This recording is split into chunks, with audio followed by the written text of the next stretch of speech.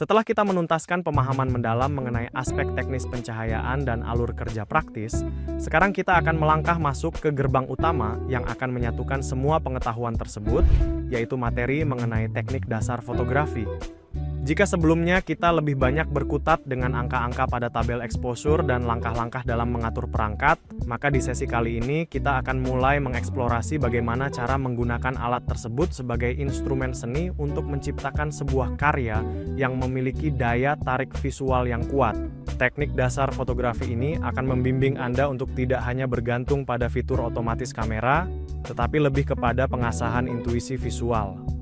Kita akan mempelajari bagaimana cahaya yang telah kita siapkan dengan lampu LED putih daylight bukan hanya berfungsi sebagai penerang, tetapi juga sebagai pembentuk bayangan dan dimensi yang membuat objek terlihat lebih hidup. Pelajaran ini akan sangat aplikatif bagi para pelaku usaha yang membutuhkan foto produk yang tidak hanya jelas secara teknis, tetapi juga memiliki rasa dan mampu membujuk calon pembeli melalui kekuatan visualnya. Sebagai pembuka materi ini, mari kita tanamkan pola pikir bahwa fotografi adalah tentang mengendalikan cahaya dan ruang.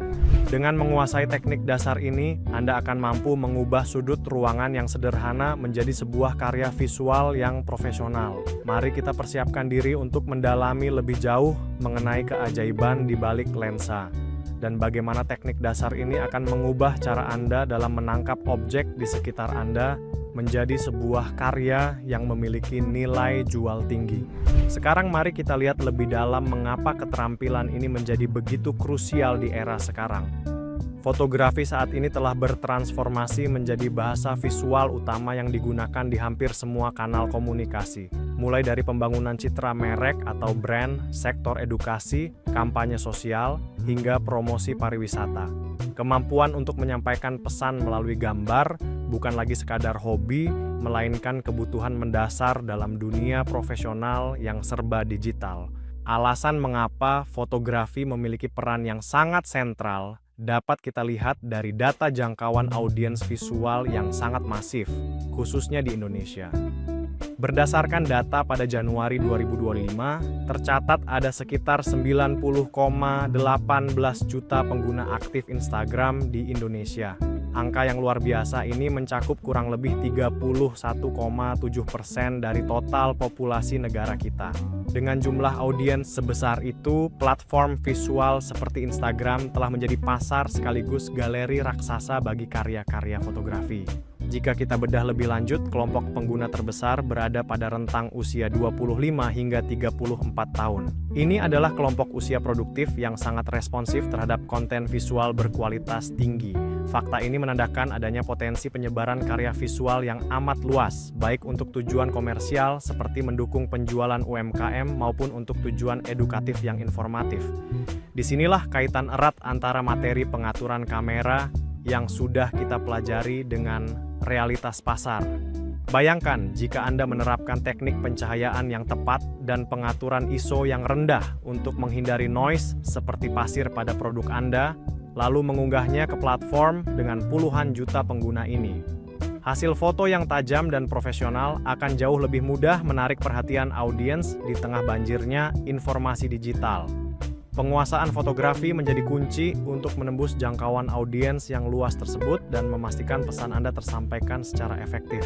Oleh karena itu, memahami fotografi sebagai bahasa visual utama akan membantu Anda memaksimalkan potensi penyebaran karya untuk berbagai tujuan strategis. Dengan jangkauan audiens yang begitu besar di Indonesia, setiap detail teknis yang Anda terapkan pada kamera akan sangat menentukan seberapa sukses karya visual Anda diterima oleh jutaan mata di luar sana.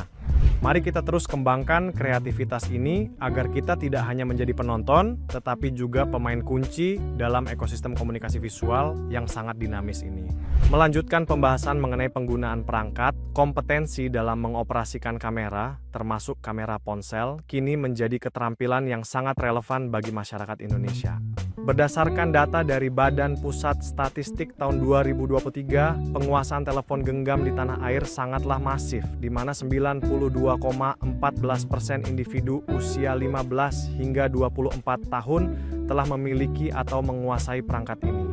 Sementara itu, pada kelompok usia produktif 25 hingga 64 tahun, tingkat penguasaannya mencapai 74,80%. Angka statistik ini menegaskan bahwa praktik fotografi digital bukan lagi milik kalangan tertentu saja, melainkan sudah dapat dijalankan oleh hampir seluruh mahasiswa serta para pelaku industri kreatif.